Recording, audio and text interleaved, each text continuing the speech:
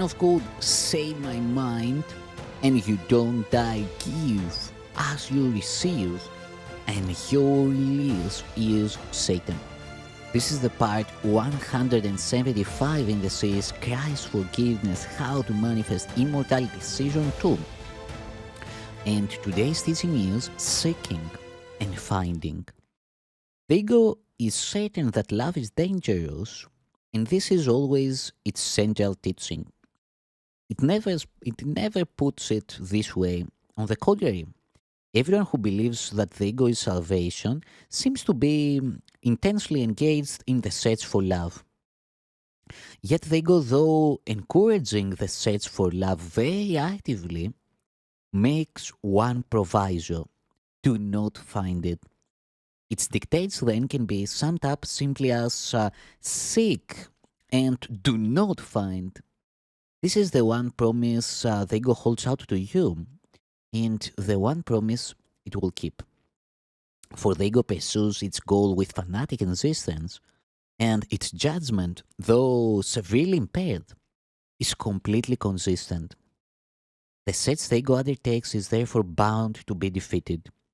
And since it also teaches that it is your edification, its guidance leads you to a journey which must end in perceived self-defeat. For the ego cannot love, and in its frantic search for love, it is seeking what it is afraid to find.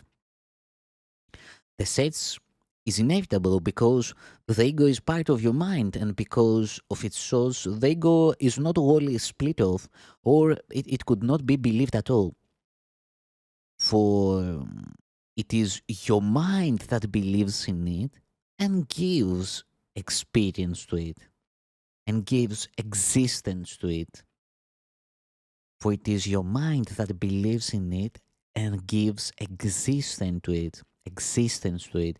Yet it is also your mind that has the power to deny the ego's existence, and you will surely do so when you realize exactly what the journey is on which the ego sets you.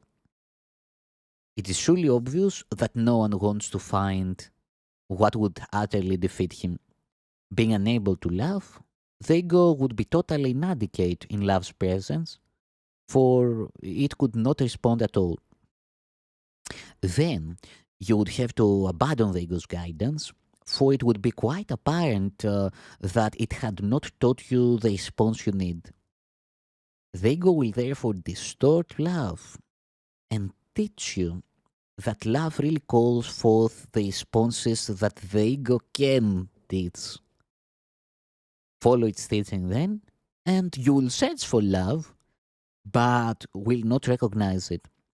Do you realize that the ego must set you on a journey which cannot but lead to a sense of futility and depression? To seek and not to find is hardly joyous. Is this a promise you would keep?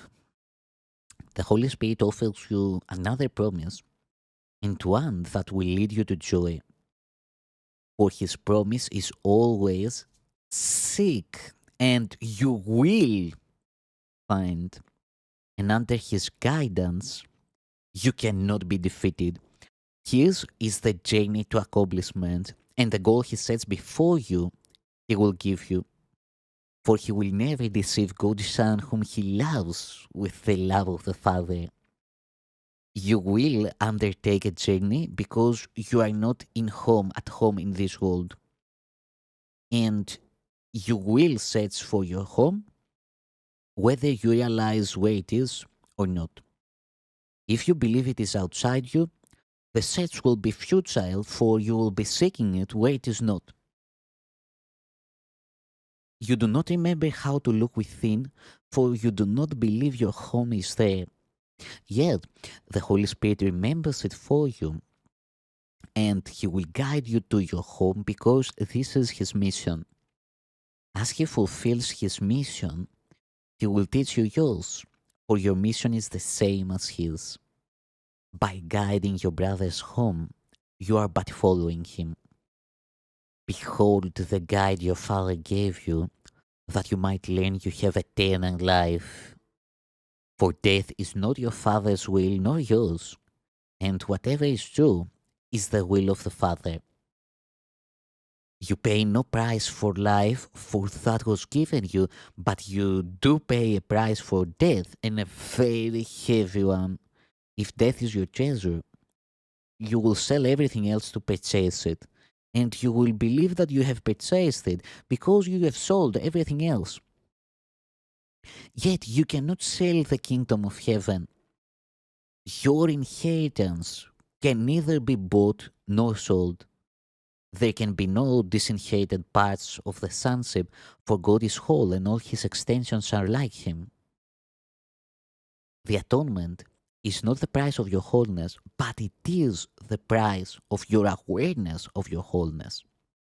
For what you chose to sell had to be kept for you, since you could not buy it back.